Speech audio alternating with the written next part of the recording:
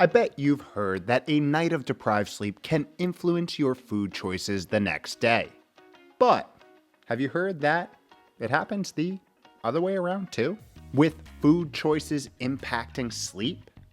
Jeez, I wouldn't want to see the scenario where they're both bad. Huh? What was that? That's the typical scenario for the majority of us intelligent walking apes on this beautiful floating rock? Oh.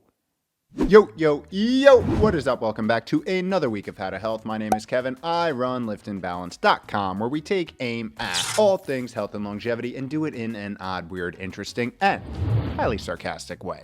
Today, we are doing a little dream searching and exploring how diet, in particular one that is quite prevalent in this modern world, impacts the mandatory for biological business nightly system shutdown thing we call sleep. Something so important that it's made its way through millions of years of animal evolution in a highly predatory world. Something that would be 100% selected against if it would help enhance our survival. Yet, we are here in a modern world where basically every single animal on this planet enters a sleep or sleep-like state on the reg. So it's probably a good idea not to fight it, but rather try to optimize it. And one of the ways to do just that may be through the foods that we eat, or don't eat for that matter. As new randomized control trial data is bringing some very interesting and first of its kind findings to the table, which we'll review after we first explore why sleep is a biological and longevity non-negotiable, talk about what we currently know about the food-sleep relationship and how this new data impacts that, and finally, how modern societal norms are leading us down the path of a very dangerous game of Russian health roulette and how to take back control. As always, an action-packed agenda. So hopefully you're well rested, because sleep, of course, is where we conduct the so important consolidation of memories. Just saying. So let's begin. Here is why sleep is mandatory for biological business. One of the most misunderstood aspects of this 8-hour endeavor into unconsciousness each night is the notion that the body shuts down. Quite the contrary. Although a rest and rejuvenation state is entered, the body is in fact highly active, just in a different kind of way. It repairs and rebuilds tissues, refreshes and strengthens immune function, grows, detoxifies, and happens to be one of the hidden secrets that allows our brain to, brain. You see, during this overnight paralysis, the brain carries out critical rejuvenation cycles where it progresses through several stages classified by brainwave state. To keep it simple, we will categorize these stages as light, deep, and REM, or dreaming sleep. And the latter two come with some pretty dope features. During deep sleep, or slow delta wave sleep, which typically occurs during the first half of the night, critical systems such as the brain's glymphatic system are turned on. This is a detoxification process where cerebral spinal fluid floods the brain and washes away the toxic waste that has accumulated as a byproduct of being awake and having the most powerful minds on the planet, explaining the reason why you feel so refreshed after a good night's sleep. On the other hand, REM, or dreaming sleep, which dominates the later half of the night, is where the consolidation and pruning of memories occurs, also being a time where we generate new potential insights and revelations into problems which stumped us during the day. This is thought to be because it's been observed that different areas of the brain which don't normally communicate during the day do just that in this stage of the sleep cycle, explaining why the old adage, sleep on it, has lasted the test of time, and why sleep has made it through all of these years of evolution. So if you're in the business of optimizing your pretty cool meat suit and 5-pound mushy membrane for the here and now, but also for the long run, treating sleep as a second-class I'll do it later habit typically doesn't turn out very well. And you don't have to believe me, it's the data that shows the associations, as it has been clear that deprived sleep is associated with many of our most pressing health conditions, including metabolic syndrome, insulin resistance, impaired physical performance, cognitive decline, cancer progression, fat accumulation, and as we saw in this breakdown here, hormone imbalances, which can lead to things like elevated cravings. And those cravings are not for those oh so nourishing real whole foods. I know, hard to believe that the average person doesn't opt for a big nourishing mess when they're tired and grumpy. But instead, most in this modern world turn to the ultra-processed instant taste gratification opposite. Begging the question, could this type of eating actually affect our sleep?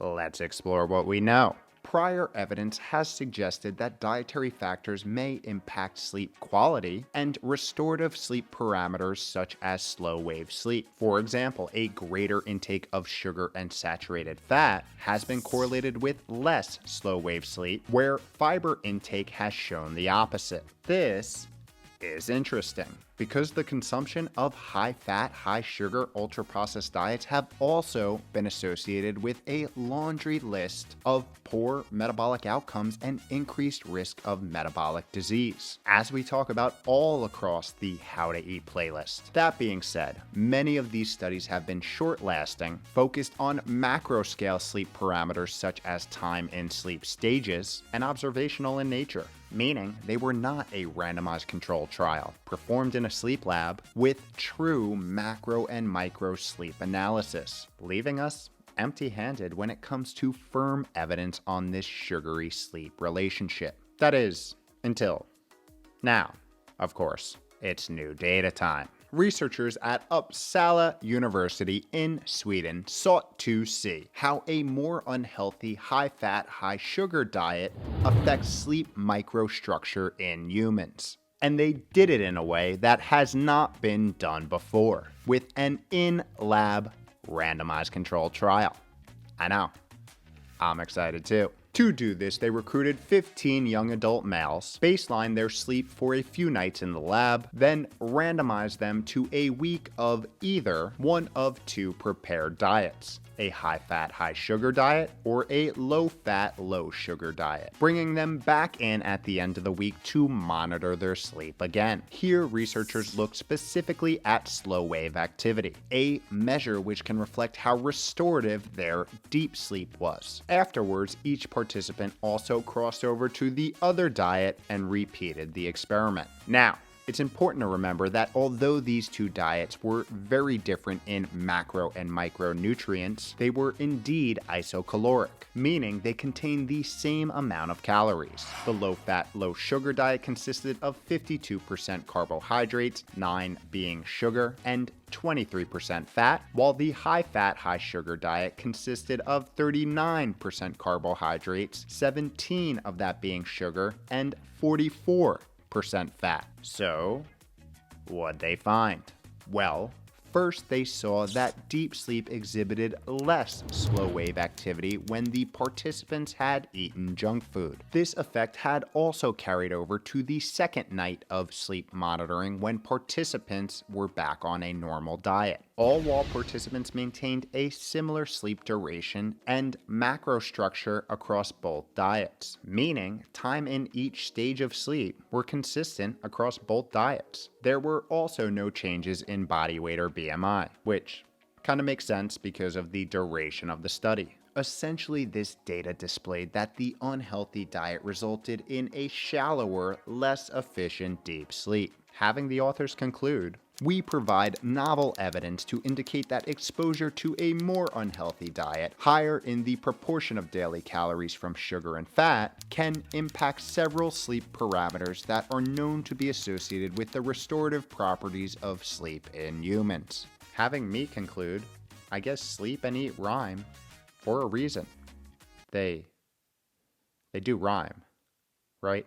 Now, It's important to call out the limitations here. First, its duration. This was a very short time span, relatively speaking. It was also conducted in young men and young men only. And as we know, anytime subjects are not monitored 24/7, there is an opportunity for other outside variables to impact the results, being more profound in small sample sizes. So we must digest and process these results with the customary grain of salt. Nonetheless, they are eye-opening, and I'll explain why. But more importantly, how to start righting your ship. Let's start by returning to the macronutrient composition of the high-fat, high-sugar diet in this study. 44% fat, 39% carbohydrates, and 20% protein, with about 18% of those carbohydrates being sugar. When we compare this to the Western societal status quo, aka the ultra-processed diet which most people in the westernized world consume, it's not only very similar, but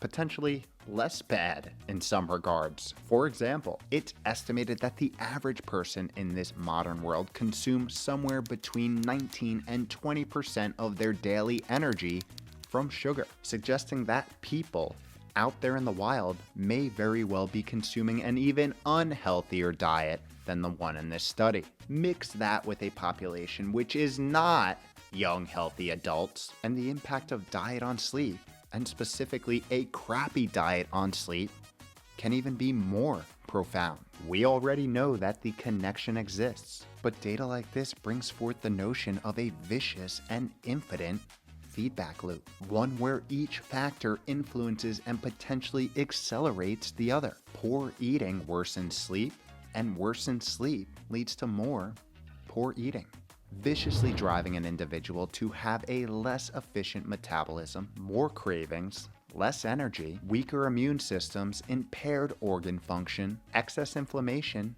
more fat, brain fog, and as a byproduct, even lower quality sleep. A feedback loop which stirs up dysfunction within and sets the stage for disease onset, accelerated aging, and a life of impairment. Impairment which only accelerates when combined with the other suboptimal habits of Western society, like spending 90% of our lives indoors, being ultra sedentary, and chronically stressed out of our minds. It's no wonder prevalence of disease is on a constant rise. So, how do we do what we do best and rebel against those societal norms, taking back control of our most valuable asset in the process? Well, first, by making the conscious and intentional choice to own your health, and own it through your daily habits, routines, and rituals. Something we talk about all across this channel, with some relevant videos being linked below. Because despite its powers, sleep alone is no silver bullet to solve all of your health woes. It takes a holistic and comprehensive strategy. That being said, your nightly Z's are a key foundational component which is necessary for short-term biological function and thus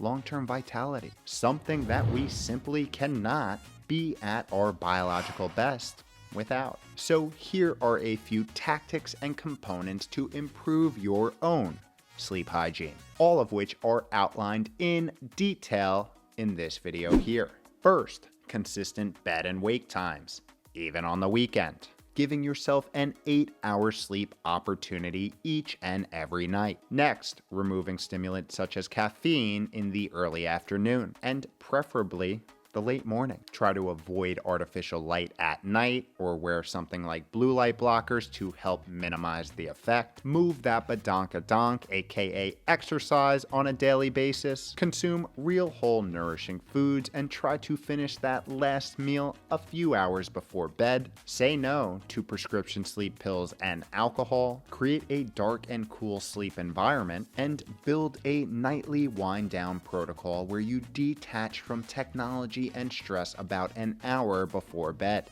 These are all staples in my own sleep hygiene routine. But it's important to note, my ideal strategy can differ from yours, and that's okay.